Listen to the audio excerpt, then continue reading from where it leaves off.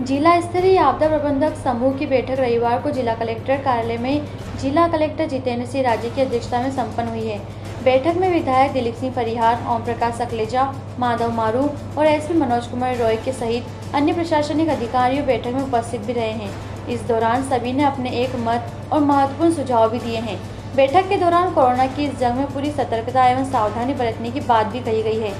साथ ही आम जन जीवन को सामान्य बनाने और चरणबद्ध तरीके से दुकानें, व्यापार और व्यवसाय शुरू करने पर भी विचार विमर्श किया गया है।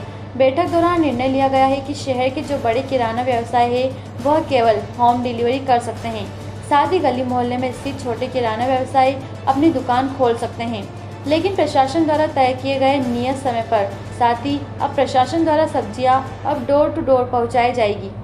आज जिला आपदा प्रबंधन समूह की जो बैठक हुई है, इसमें चूंकि नीमच अभी ऑरेंज जोन में है, तो ऑरेंज जोन में जो भारत सरकार की और मध्य प्रदेश सरकार की जो रियायतें दी गई हैं उस विषय पे चर्चा हुई है।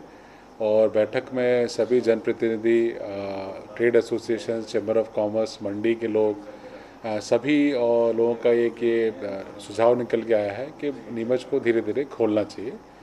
चूँकि अभी भी हमारे नंबर ऑफ़ केसेस 44 हैं, इसलिए रियायतों को भी हम लोग रियायतों को क्रमबद्ध खोलेंगे।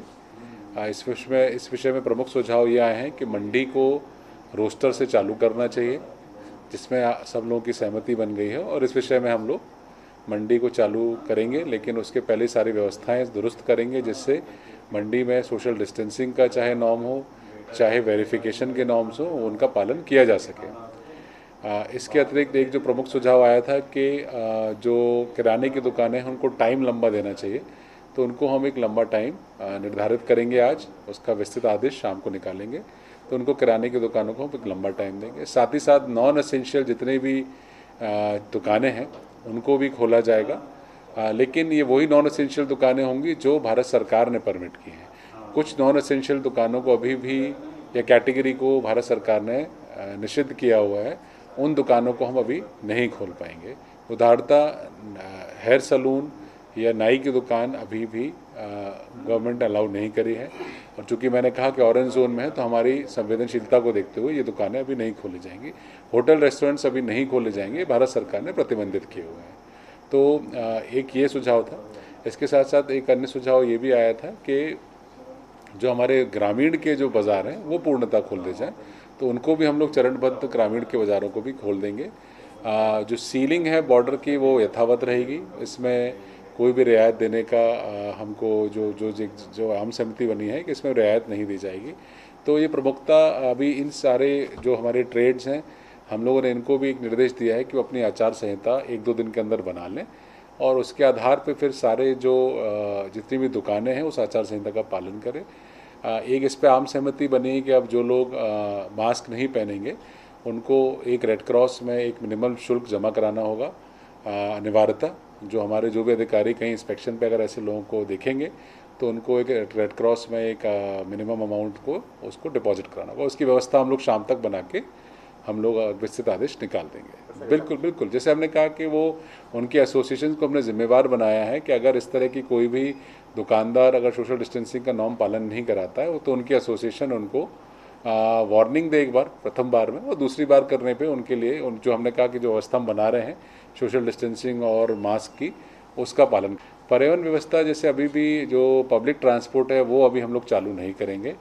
जो भारत सरकार ने कहा है कि बसेस को चालू करने का, अभी सारे लोगों का विचार है कि उसको अभी बंद रखा जाए। तो बाद में धीरे धीरे जैसे जैसे हमको लगेगा स्टेबल हो रही सिचुएशन तो उस पर हम फिर आगे निर्णय लेंगे। अभी हमारे लगभग 60 सैंपल्स और आने हैं, और सैंपल्स तो जैसे मैंने कहा रोज़ ही हम ले रहे हैं। तो आज मुझे लगा लगभग 40 सैंपल्स की रिपोर्ट्स आज हमको आ जाना चाहिए शाम को 9 बजे तक। किराने की दुकान जैसे मैंने कहा कि लंबे समय तक खोलेंगे। डिपार्टमेंटल स्टोर्स अभी हम लोग जो बड़े डिपार्टमेंटल स्टोर हैं उनको अभी हम होम डिलीवरी के लिए ही बोलेंगे, चूँकि वो लोग सक्षम हैं। और जो नेबरहुड की शॉप्स हैं, जो छोटी छोटी गलियों में शॉप्स हैं, उनको हम खोलेंगे, एक लंबा समय देंगे।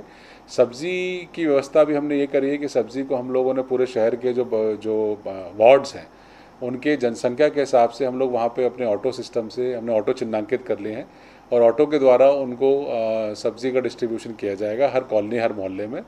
और ये व्यवस्था हमने ऐसे करी है कि जो नगर निगम की गाड़ी जाती है जब कचरे लेने के लिए, तो उससे करीब लगभग 50 से 100 मीटर की दूरी पे हमारी सब्जी की गाड़ी चलेगी। वो अनाउंस करेगी कि भाई आपके सब्जी लेने का टाइम भी हो गया।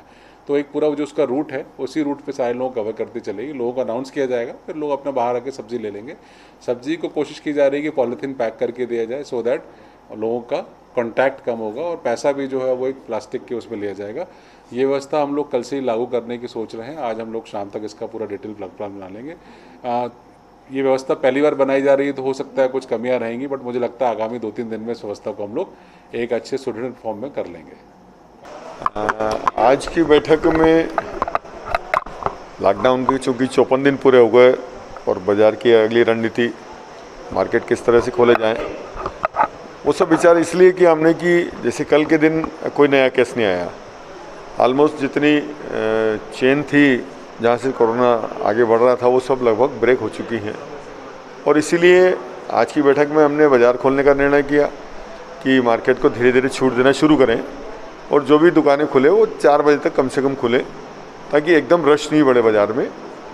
और सारे ट्रेड एक साथ नहीं खोलें, पार्टली उनको खोलें, अलग अलग रोस्टर के हिसाब से खोलें।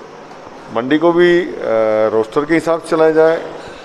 मंडी भी 5-5, 7-7, 8-8 गाँव, छोटे गाँव में तो ज़्यादा कर लें, बड़े गाँव में तो कम कर लें। उस आधार पर मंडियों को चालू किया जाए। लेकिन तय हुआ कि हर दुकान पे पोस्टर प्रदर्शित किए जाएं, कोरोना को कैसे बचा जाए उसको लेकर एक डिज़ाइन तैयार कराया गया, उसके पोस्टर लगे।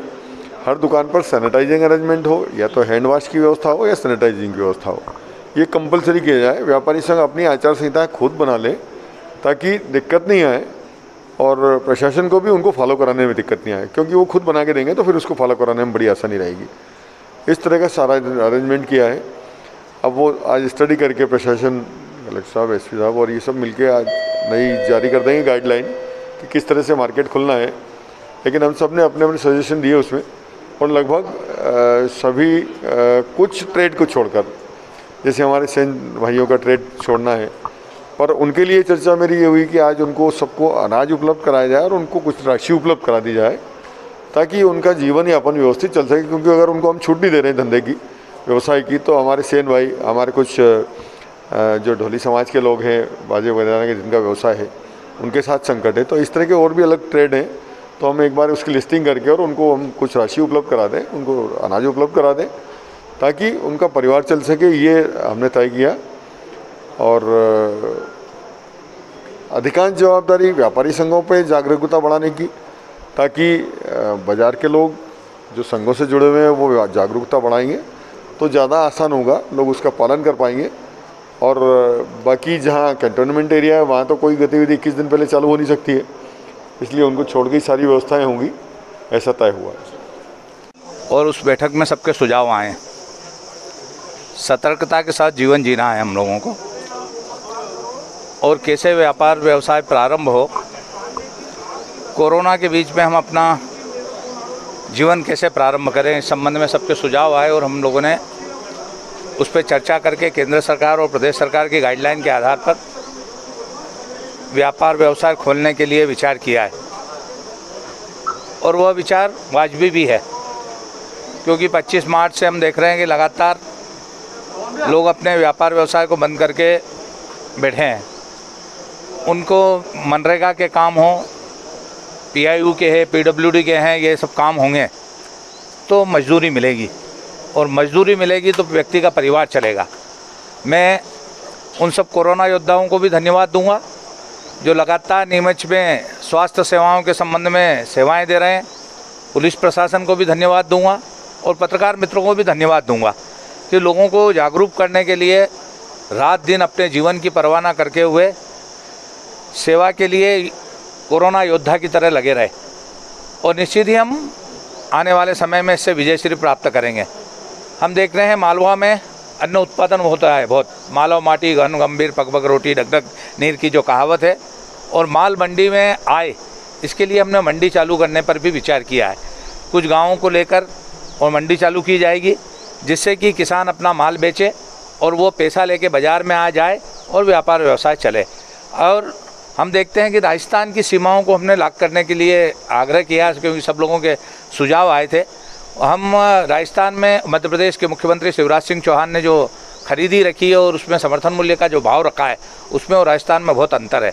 तो हमने मंडी में सैनिटाइज की व्यवस्था हो, उन लोगों के बुखार नापने के लिए थर्मल की व्यवस्था हो, लोगों दूरी मेंटेन करें, मुंह पे मास्क लगाए, ये सारे निर्देश देते हुए हम ये निर्णय लिया है कि 4 बजे तक अगर सारे व्यापार व्यवसाय खुलते हैं तो ठीक है। सुतार है, लोहार है, कुम्हार है, पुताई करने वाला है, कृषि यंत्र बेचने वाला है, खाद बीज बेचने वाला है, यहाँ रूटीन पे हम जीवन लाना चाहते हैं और कोरोना के बीच में ही इस जीवन को हम लाना चाहते हैं।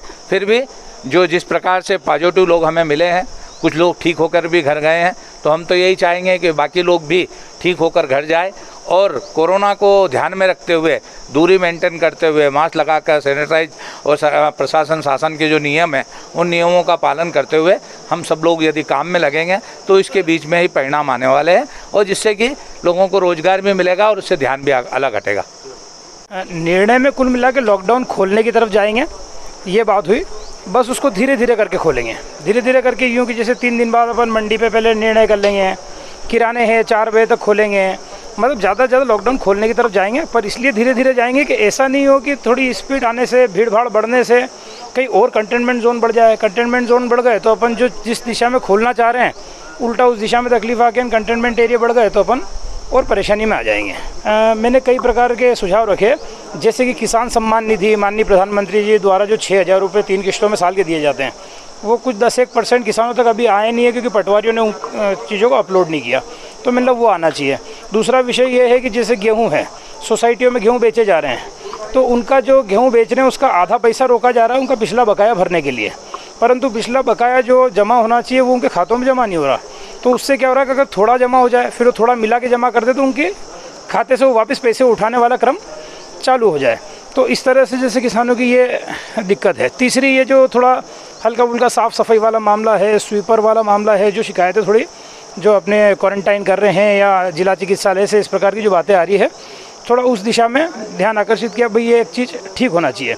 तीसरी एक जो बहुत महत्वपूर्ण बात जो मैंने कही वो ये कही कि जैसे कोई भी हमारा आदेश जारी हो रहा है, जैसे मेरी कलेक्टर साहब से बात हुई कि पिछली बार कि भैया नगर पंचायत क्षेत्र में किराने थोड़े थोड़े खोल के वहीं चल सकते क्योंकि ये होम डिलीवरी नहीं दे सकते। आधा किलो शक्कर चाहिए तो कोई 2 किलोमीटर 3 किलोमीटर जो पास गाँव में जा नहीं सकता। साहब ने बोल दिया ठीक है, अब ठीक है बोल दिया तो जैसे जीरन मेरी बात हुई तो जीरन में वो चीज़ चालू हो गई, पर कुकड़ेश्वर से बात आई कि नहीं साहब यहाँ नायब तहसीलदार उस चीज़ को चालू नहीं होने दे रहे हैं। जैसे कि पेट्रोल पंप की बात हुई तो डीजल ट्रैक्टरों को मिलने लगा, लेकिन कुकड़ेश्वर से मेरे को पटवारी का फ़ोन आया कि यार ये पंप पे नहीं करने दे रहे। तो हाँ, तो कुल मिला कि ये है कि जो भी निर्णय हो वो लागू सब जगह समान हो जाए और ढंग से हो जाए। वॉइस ऑफ एमपी के लिए दीपक खताबिया की रिपोर्ट।